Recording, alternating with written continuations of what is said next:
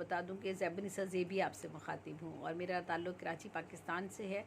और आज जिस मौजू का मैंने इंतखाब किया है वो है हज़रत इस्माईल अलैहिस्सलाम। हज़रत इस्माईल अलैहिस्सलाम नबी इब्ने नबी हज़रत इस्माईल, हज़रत इब्राहीम अलैहिस्सलाम के सबसे बड़े बेटे थे। अल्लाह ताला के जलीलुल क़द्र ज़बी अल्लाह के नाम पर ज़बह होने वाला और हुज़ूर अक़दस सल्लल्लाहु अलैहि वसल्लम के जद अमजद थे। यानी उनका शुमार आपका हुज़ूर सल्लल्लाहु अलैहि वसल्लम के जद अमजद में होता है।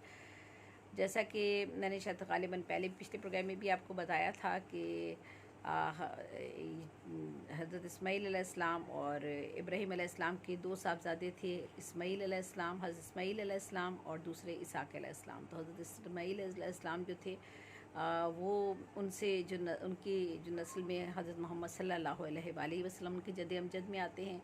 और जो इसाक अलैहिस्सलाम थे उससे बनी इसराइल और दीगर नबी जो हैं वो उनकी उम्मत में आते हैं। मतलब वो उनके हज़रत इसाक अलैहिस्सलाम के उससे में आते हैं।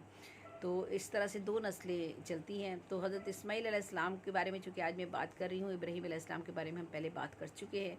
और हज़रत इस्माईल का नाम इस्माईल दो लफ्ज़ों इस्मा और ईल के का मरक्कब है। इब्रानी में ईल अल्लाह ताला के लिए इस्तेमाल होता है, जबकि इसमें के मायने सुनने और कबूल करने के हैं। लफ्ज़ इस्माईल को जब हम इसको मिलाते हैं और अगर इसको अलग अलग करते हैं तो इस्मा और ईल बनता है, जिसके मायने हैं ए अल्लाह दुआ कबूल फरमा, ए अल्लाह दुआ कबूल फरमा।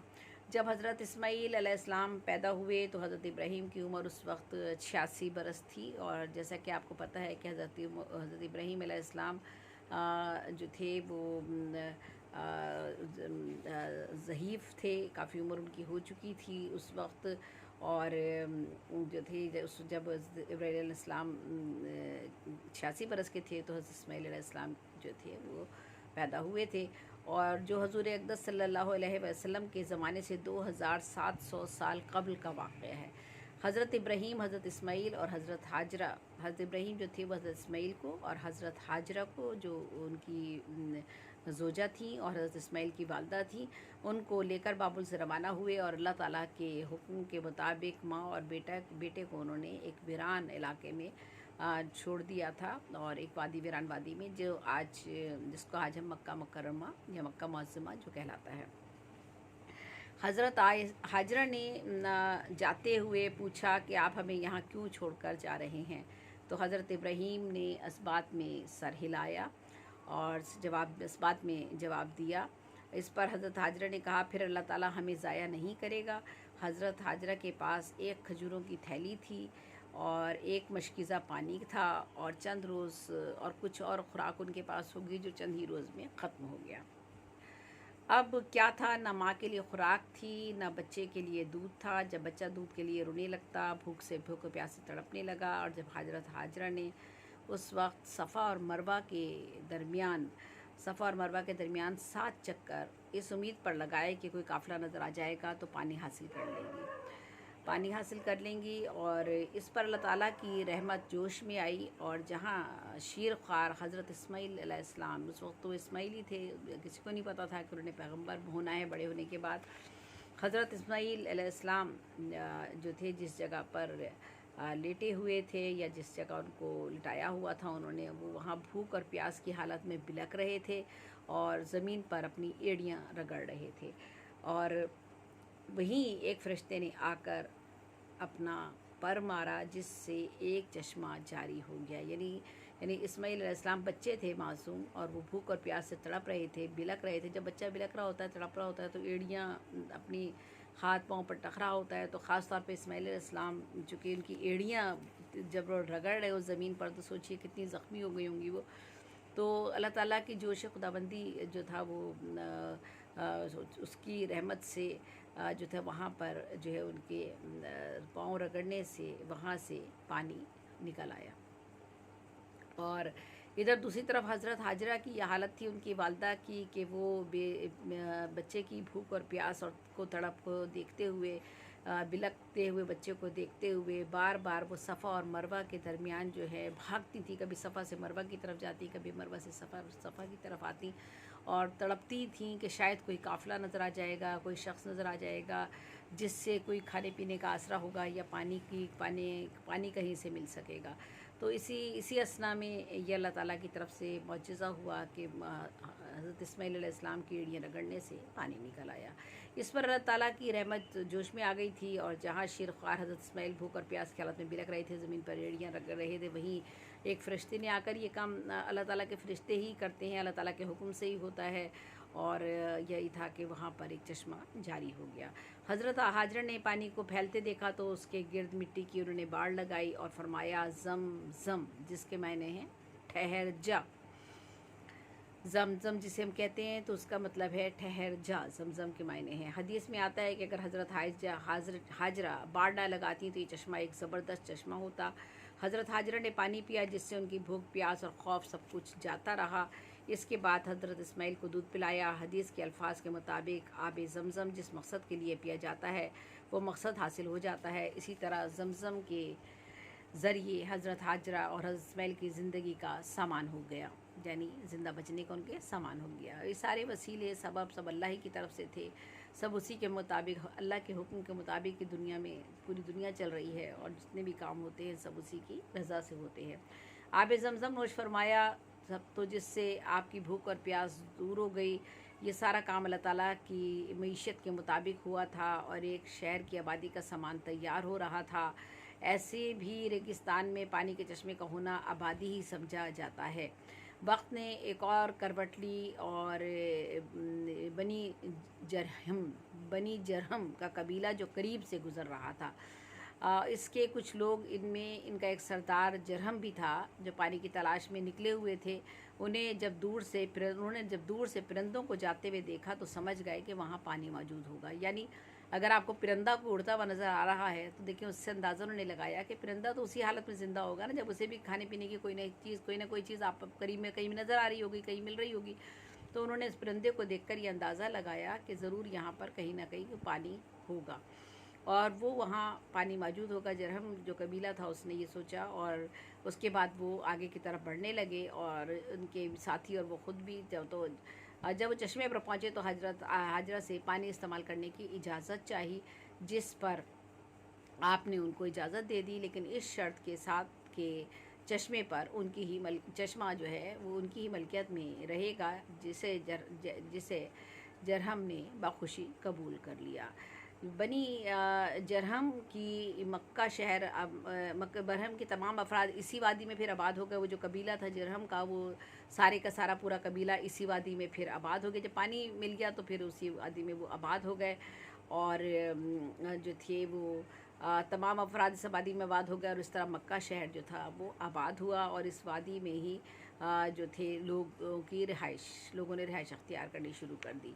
अच्छा, अब मैं कबीला जरहम के बारे में थोड़ा सा बता दूं कि उसके मुरस आला का नाम जो था वो जरा था और जरा की इमला जीम रे हे लिखी जाती है, लेकिन बहुत मुख्तलिफ़ जगहों पर इसकी इमला में मुख्तलिफ़ नामों से ये लिखा गया है। इसको सरा भी कहा, शरा भी कहा और जहन भी लिखा गया है।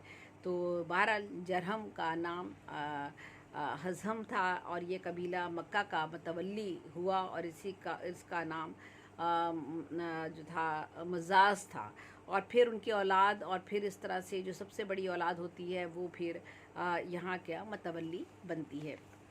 तो ये एक तरीका कार वहाँ पर राइज हुआ और ये वाक़या मतलब इब्तिदा से इस तरह से शुरू हुआ था और ये जो कबीला था इसी की वजह से वहाँ पर आबादी हुई और इसी की बदौलत जो था वो वहाँ जो था बीबी हाजरा और हज़रत इस्माईल अलैहिस्सलाम के लिए खाने पीने का और दीगर चीज़ों का अल्लाह ताला ने एक सबब बनाया और एक वसीला बनाया कि उनकी वहाँ परवरिश हो सके और उन्हें खाने पीने के लिए और दीगर ज़रूरियात ज़िंदगी के लिए सहूलतें मैसर आ सकें। तो हज़रत इस्माईल की परवरिश इसी कबीले में हुई। उन लोगों की ज़बान अरबी भी उन्होंने उन्हीं से सीखी। जब आप फिर जो है मक्का के, जहाँ तक मक्का मुअज़्ज़मा के नाम जो है वो कुरान में मुख्तलिफ़ नामों से मक्का का नाम आया है। उसमें बहुत से नाम हैं,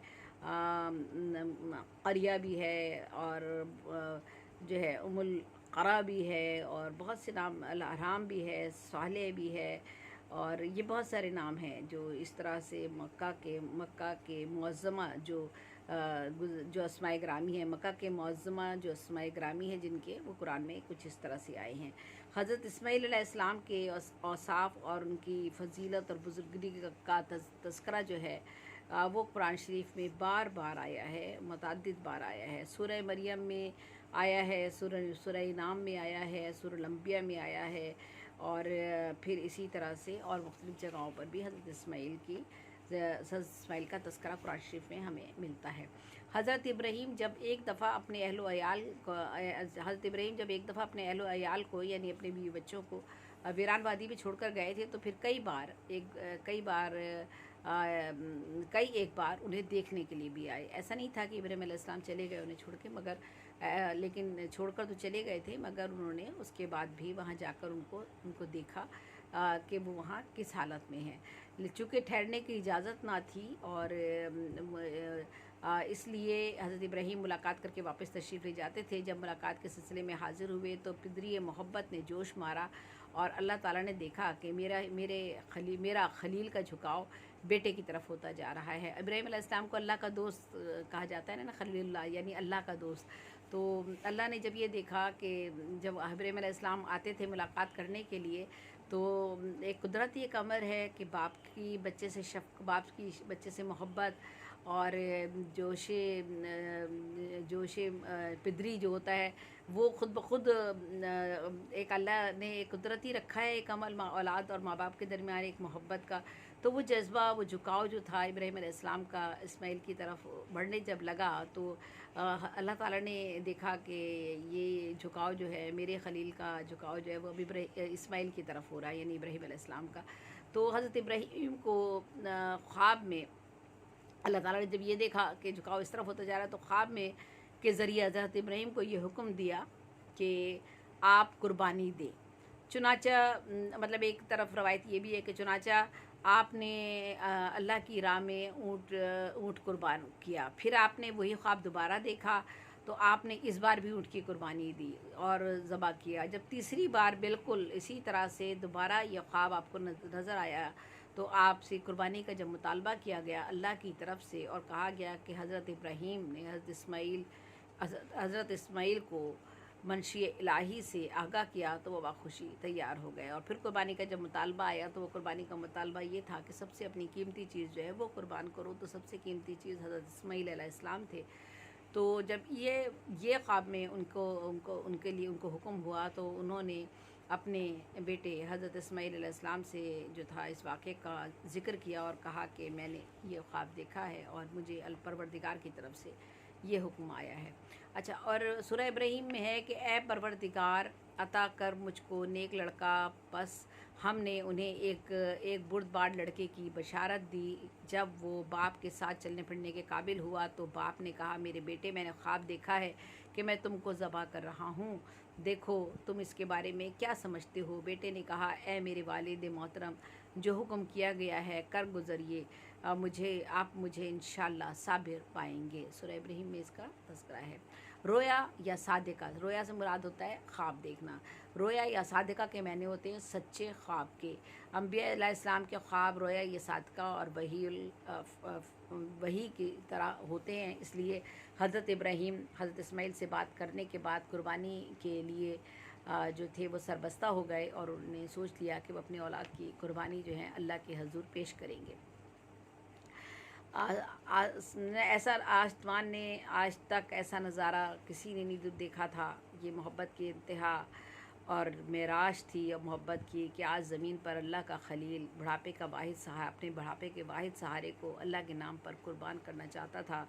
जैसे ही हज़रत इब्राहीम अलैहिस्सलाम ने अपने बेटे की गर्दन पर छुरी रखी, तो हज़रत जिब्राइल को हुक्म मिलता है कि इससे कबल कि हज़रत इस्माईल अलैहिस्सलाम को कोई गज़ पहुँचे, कोई नुकसान पहुँचे, तो फ़ौरन ही मेंढा लेकर पहुँचो। चुनांचे हज़रत इब्राहीम और हज़रत इस्माइल दोनों अपने अपने इम्तिहान में जो थे, एक तरफ जो था वो हज़रत इब्राहीम का इम्तिहान था अल्लाह से मोहब्बत का, और एक तरफ अल्लाह ताला का हुक्म था।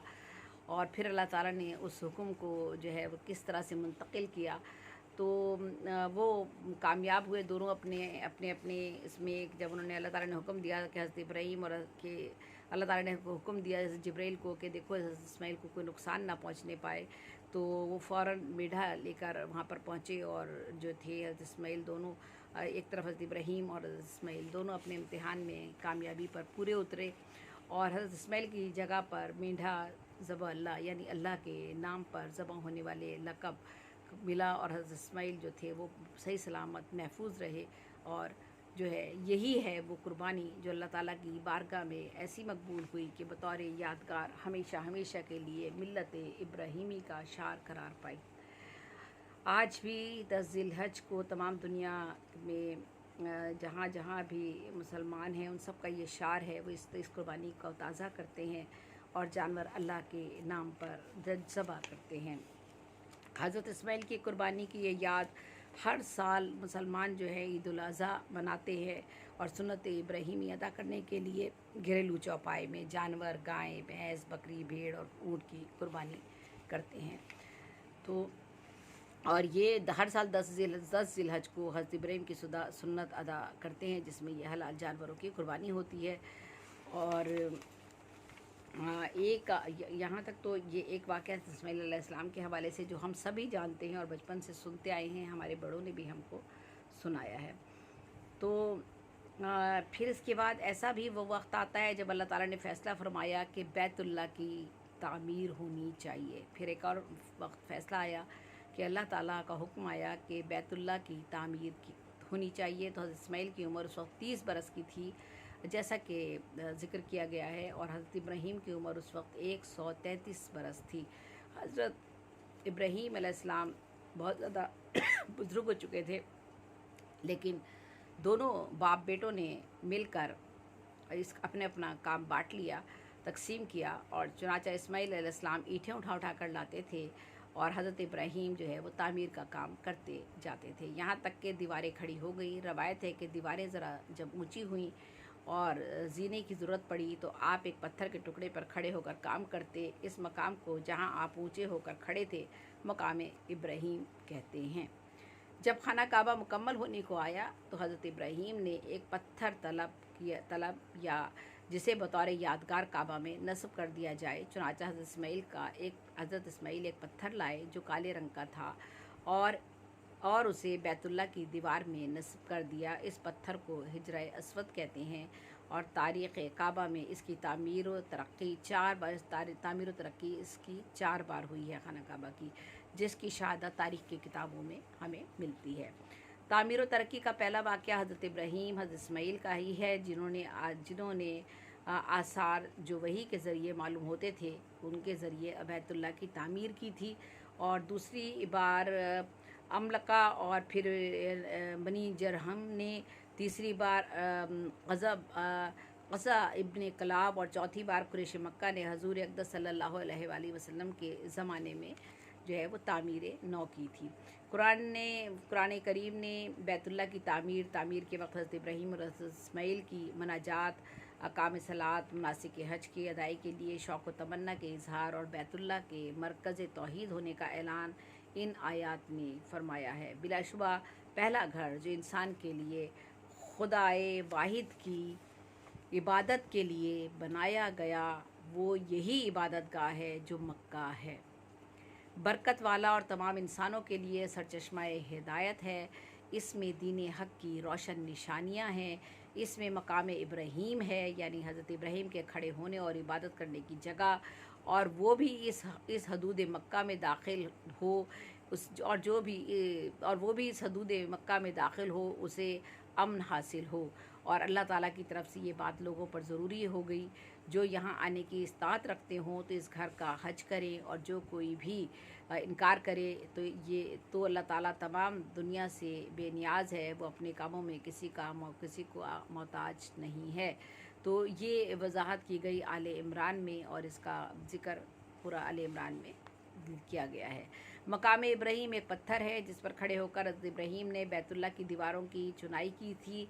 ये पत्थर आज भी महफूज है और हरम काबा में देखा जा सकता है, और यही वो मकाम है जहाँ तवाफ़ काबा जो है उसके वक्त 2 रकात नफिल नमाज जो है वो अदा की जाती है। तारीख़ी तौर पर हज़रत इस्माईल जो है वो हज़रत इस्माईल की औलाद जो थी उनका अगर तज़किरा हो तो कुरान में तफसीलात तो मौजूद नहीं है, अलबत्ता कुतुब तारीख़ में आपके 12 बेटे और 1 बेटी का ज़िक्र मिलता है। इन बेटों से ही आपका सिलसिला नस्ल चला जो अरब के बड़े बड़े कबीले और ग्रोहों की शक्ल अख्तियार कर गया, और आगे चलकर औलाद इस्माईल में सबसे मुमताज़ शख्स क़सा बिन कलाब जो कुरैश लक़ब से मशहूर हुए, और उन्हीं की वजह से कबीला कुरैश की हैसियत दूसरों से मुमताज़ तर हो गई। और क़सा बिन कलाब वही शख्स हैं जिन्होंने अमलका और बनी जरहम के खाना काबा की असर नौ तामीर की थी। मैंने बताया था कि खाना काबा की जो तामीर करने वाले लोग थे, 4 बार खाना काबा की तामीर और तरक्की हुई है, तो उन 4 लोगों में जिन लोगों के मैंने नाम बताए थे वो 2 नाम यही थे जिनका मैं अभी पहले ज़िक्र कर चुकी हूँ। तो कबीला कुरैश की हैसियत दूसरों से मुमताज़ तर हो गई, और क़ज़ा बिन कलाब वही शख्स है जिन्होंने अलक़ा और बनी जरहम के खाना काबा की असर नौ तामीर की थी और ऐसा मजबूत बनाया था कि इससे पहले नहीं बनाया गया था। क़सा बिन कलाब ने लकड़ियों से खाना काबा की छत बनाई थी और बैतुल्ला की इमारत में तोसी भी की थी। क़सा बिन कलाब एक बहादुर और शुजा सरदार थे जो सख़ी, आदिल और अमीन भी थे, और आपने मक्का मुअज़्ज़मा में बाकायदा एक सल्तनत की दाग बेल भी डाली थी, और बहुत से दिफाई और तामीरी काम भी किए थे। और दस्तूर के मुताबिक मक्का मुअज़्ज़मा की मतवल्ली जो होते मतवलियत भी आप ही के हाथ में आ गई थी। इस तरह मक्का मुअज़्ज़मा अरब में एक मुमताज़ मकाम मक्का मुअज़्ज़मा को हासिल हो गया, और कुरैश की अज़मत और बढ़तरी तमाम कबाइल पर छा गई थी। हज़रत इस्माईल की जो बेटी है तारीख़ में उनका नाम जो है बासमा और बशामा, 2 जगह, मतलब जैसे इमला में कहते हैं तो एक जगह बे अलिफ सीन मीम अलिफ मा बासमा, और या फिर बाशमा बेक शीन अलिफ मीम है मा बशामा आया है। और जिनका अक़द जो था वो यसू या एस दोनों नाम आए हैं। इसी तरह से इब्ने ईसा जिनका निकाह जो हुआ था या जिनकी शादी जिनकी हुई थी इस्माइल की जो बेटी थी बासमा, उनका अक़द जो हुआ था वो यसू इब्ने इसाक से हुआ था। और वो यानी आपके भाई हज़रत इसाक के जो आपके जो बड़े भाई थे हज़रत इसाक, हज़रत इस्माइल, तो हज़रत इस्माइल के बड़े भाई, तो जिनका हज़रत इस्माइल की बेटी बासमा जिनका अक़द यसू इब्ने इसाक से हुआ था, यसू उनके बेटे का नाम था, उनसे हुआ था, और उनके बतन से 5 बेटे पैदा हुए थे जिनमें एक का नाम रूम था। और मौर्रिख़ीन लिखते हैं कि वही रूम है जिसकी नस्ल से तमाम सलातीन रूम पैदा हुए। अलगर्ज़ इस्माइल की औलाद खूब फैली और हिजाज़ से निकलकर शाम, इराक़, फ़लस्तीन और मिस्र वग़ैरह में जाकर आबाद हुई। हज़रत इस्माइल की औलाद में से क़सा बिन कलाब जिनका ज़िक्र ऊपर 2-3 दफ़ा मैं कर चुकी हूँ, इससे पहले कर चुकी हूँ, उन्हीं की नस्ल से हज़ूर अक़दस सल्लल्लाहु अलैहि वसल्लम पैदा हुए। और इसीलिए आपका इरशाद है कि मैं अपने बाप इब्राहीम की दुआ हूँ। हज़रत इस्माईल उम्र भर मक्का में रहे और यहीं आपका इंतकाल हुआ, और 136 साल की उम्र आपने पाई। आप अपनी वालदा मोहतरमा के करीब मिज़राब व हिजर अस्वद के दरमियान जगह है, वहाँ पर उसके दरमियान में मदफून है। इन्हें मिज़राब व हिजर अस्वद के दरमियान में मस्जिदुल अहराम में अपने वालिदा की माजिदा के साथ ही जो हाजरा की वालिदा का नाम था उनके साथ ही मदफून है। हज़रत इस्माईल के जिन 12 बेटों का जिक्र किया गया है जो वो सारे के सारे अपने अपने कबीलों के सरदार हुए, और आपकी एक बेटी थी जिनका मैंने जिक्र कर ही दिया है। और जो है वो हज़रत इस्माईल के 2 बेटे जो थे, एक नबायूत और क़ैदार, ये बहुत मशहूर हुआ थे। नून बे अलीफ और ये वाव ते, और दूसरा क़ैदार बड़ी के क़ाफ से, बहुत दोनों मशहूर हुए थे। इस्माइल के बड़े पिलौठी के बेटे जो नबायूत की नस्ल असहाबुल हिज्र यानी अल हिज्र कहलाई, और क़ेदार की नस्ल असहाबुल अलरस के नाम से मशहूर हुई। हज़रत इस्माइल के छोटे भाई हज़रत इसाक थे और क़ेदार की औलाद ख़ास मक्का में रही, और इसी सिलसिला नसब में नबी और आखिर ज़मा हज़रत मोहम्मद सल्लल्लाहु अलैहि वसल्लम का ज़हूर हुआ। हज़रत इस्माइल सैयदना हज़ूर सल्लल्लाहु अलैहि वसल्लम के जदे अब आला है, और हज़रत इस्माइल हजूर से कम व बेश पौने 3000 साल कबल पैदा हुए थे। हज़रत इस्माइल के 12 बेटे जो उनके हैं वो तरतीबवार जिनके नाम बताए जाते हैं वो ये हैं नबायूत, क़ेदार, अदबील, बिब्साम, मशमा, दोमा, मस्सा, हदाद, तीमा, यतूर, नफस और कदमा। इनके ही नामों से इनकी बस्तियां और छावनियां भी नामज़द हुई, यानी इन्हीं के नामों पर वहाँ पर बस्तियां भी थीं और छावनियां भी जो थी, फौजी छावनियां वगैरह जो होती हैं वो भी इन्हीं नामों से हुई, क्योंकि ये 12 बेटे जो थे वो इस्माइल के थे और इनके नाम ये थे और इन्हीं के नामों पर बस्तियां भी बनी। और ये सारे 12 बेटे जो थे उनके मुख्तलिफ़ कबीलों के सरदार हुए, और ये इसका ज़िक्र जो है वो किया गया है। तो मैंने तकरीबन, मेरा ख़्याल है आपको हर अहम बात जो है वो बताई है इस्माइल के बारे में, लेकिन मैं एक बार और चाहती हूँ कि थोड़ा सा हज़रत इस्माइल के बारे में मैं फिर से बात करूँ और बहुत मुख्तसरन अंदाज में उनकी कुर्बानी का तज़किरा करूँ कि हज़रत इस्माइल अलैहिस्सलाम के बारे में, ताकि ओवरऑल एक आपकी नज़र में पूरा नक्शा फिर से सामने आ जाए। मक्का मुकर्रमा के पहलू में एक और मुक़द्दस मकाम मक्का मुकर्रमा के पहलू में एक और मुक़द्दस मकाम मिना वाक़या है, जो हज़रत इब्राहीम अलैहिस्सलाम के दौर में गैराबाद था, और इस मुक़द्दस मकाम पर ज़माने की आँखों ने इश्क़ इलाही का सबसे निराला, दिल दहला देने वाला और हैरत अंगेज़ मंज़र देखा। हज़ारों साल ये पहले की बात है। हज़रत इब्राहीम अलैहिस्सलाम ने ख्वाब में देखा था कि अपने लख्ते जिगर हज़रत इस्माईल अलैहिस्सलाम को अल्लाह की राह में ज़बह कर रहे हैं। ये उनको ख्वाब था, बशारत हुई थी कि अपनी कीमती चीज़ कुर्बान कर दो।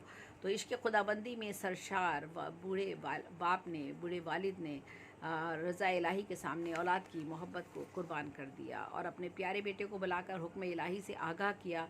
हज़रत इस्माईल अलैहिस्सलाम ने फ़रमान इलाही सुना और सर तस्लीम ख़म कर दिया। ज़ईफ़ बाप ने छुरी संभाली, बेटे को साथ लिया और वीराने की तरफ चल पड़े। ज़मीन और आसमान हज़रत इस्माईल अलैहिस्सलाम के शौक़ शहादत पर दंग रह गए। आज दुनिया पर नस्ल इंसानी का सबसे बड़ा इम्तिहान होने वाला था।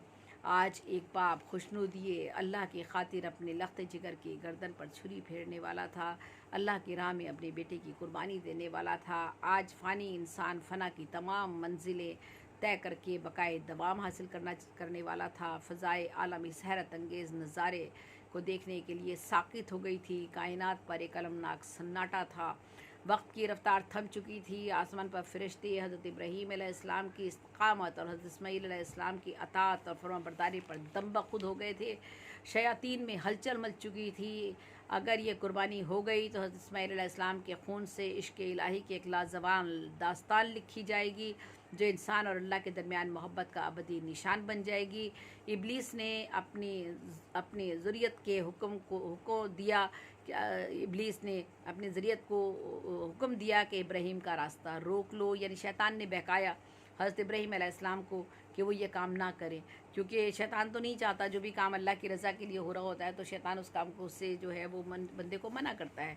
तो वही हुआ कि शैतान ने हज़रत इब्राहीम अलैहिस्सलाम का रास्ता रोका और बेटे की मोहब्बत का एहसास दिलाया और ख्वाब को एक महज ख्वाब बताया, मगर हज़रत इब्राहीम अलैहिस्सलाम ने उनकी एक भी ना मानी और बेटे का हाथ थामते हुए आगे बढ़ते चले गए। अब इब्लीस के चेलों ने हज़रत इस्माईल अलैहिस्सलाम को बहकाने की कोशिश की, यानी उनके बेटे को, और हज़रत इस्माईल अलैहिस्सलाम ने दुनिया की ज़िंदगी पर आखरत की हयात जावेदा को तरजीह दी और आगे कदम बढ़ाते रहे और इब्लीस की अपनी इब्लीस की किसी बात पर उन्होंने कोई कान ना धरा। इब्लीस अपनी नाकामी पर चीख पड़ा और अपने तमाम शैतानी हरबों के साथ हज़रत इस्माईल अलैहिस्सलाम के आगे आन खड़ा हुआ। दुनियावी ज़िंदगी के सहर तराज नक्शे खींचे, मगर हज़रत इस्माईल अलैहिस्सलाम ने रज़ाए इलाही के सामने दुनिया की हर नेमत को, हर लज्जत को ठुकरा दिया और खुशनुदिए मौला की खातिर हिम्मत और यकीन की चट्टान बनकर कुर्बान गाह की तरफ चल पड़े।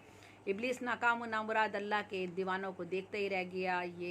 ये मिनहर इब्राहीम अलैहिस्सलाम का मुक़द्दस मकाम और ये कुर्बान गाह हज़रत इस्माईल अलैहिस्सलाम, ये मुक़द्दस और मुतबर्रिक मकाम मना में वाक़या है, जहाँ पर उनको कुर्बानी के लिए ले जाया गया था।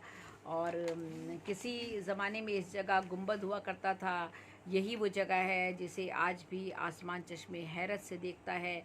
यही वो कुर्बान गाह है जिसे हज़ारों साल से अल्लाह की शान करीमी पर नजराना अक़ीदत पेश करती है। इसी जगह इश्क़ इलाही में सरशार खलील रब जलील हज़रत इब्राहीम अलैहिस्सलाम ने अपने जिगर गोशे को लिटाया और एक रवायत के मुताबिक आस्तीन उलट कर छुरी उठाई तो बेटे ने मशवरा दिया, ए बाप, अपनी आंखों पर पट्टी बांध लो, कहीं ऐसा ना हो कि आपके आंखों पर पट्टी बांध लीजिए, कहीं ऐसा ना हो कि आपके हाथ कांप जाएं। बेटे ने खुद बाप की आंखों पर पट्टी बांधी। मतलब एक जगह इस तरह से भी जिक्र आता है, और बाप के हाथों पर पट्टी बांधी।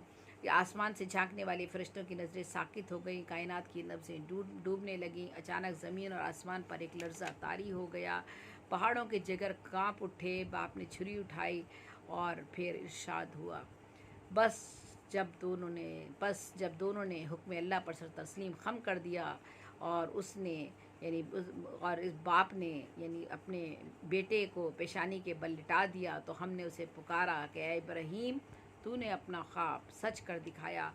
हम एहसान करने वालों को ऐसे ही जज़ा देते हैं, और बिल तहकीक व बिलाशुबा ये एक वाज़ेह आजमाइश थी और हमने इसका फ़िदिया ज़बह अज़ीम करार दिया है। और रहमत इलाही फिर जोश में आई और अपने बंदों को इताअत गुजारी पर मुस्करा उठी। ये जहाँ हज़रत इस्माईल अलैहिस्सलाम लेटे हुए थे, इस जगह दुम्बा ज़बह हो चुका था। ये कुर्बानी इंसान और अल्लाह के दरमियान मोहब्बत का अबदी निशान बन गई। तो हज़रत इस्माईल अलैहिस्सलाम के बारे में ये मैंने आज बातचीत की है। इसमें एक तो तामीर नौ का वाक़या, जो तामीर नौ का दोबारा से तामीर नौ की गई, जब तो उसमें हज़रत इस्माईल अलैहिस्सलाम बराबर के शरीक थे अपने वालिद के साथ। और एक ये कि अल्लाह के हुज़ूर जब हुक्म आया कुर्बानी का, तो इस्माईल अलैहिस्सलाम ने बिला चूनो चरा इस हुक्म को माना और तस्लीम किया, और अपने वालिद को भी कहा कि आप इस अल्लाह के हुक्म के मुताबिक जो है वो काम करें। तो खाना काबा की तामीर नौ में उन्होंने हज़रत इस्माईल अलैहिस्सलाम ने अपने वालिद के शाना बशाना खड़े होकर काम किया और तामीर नौ की। ये एक बड़ा कारनामा। और दूसरा सबसे बड़ा कुर्बानी जो हज़रत इस्माईल अलैहिस्सलाम की है, जिसकी वजह से आज हर साल 10 ज़िलहज को हज़रत इब्राहीम की सुन्नत को अदा करते हुए दुनिया भर के मुसलमान जो हैं हलाल जानवर कुर्बान करते हैं। ये हज़रत इस्माईल का वो वाक़या है जिसकी बदौलत आज हम जो है तमाम मुसलमान जो है वो हम ज़िलहज का सुन्नत इब्राहीमी हम अदा करते हैं। तो आज इस प्रोग्राम में मैंने आप लोगों से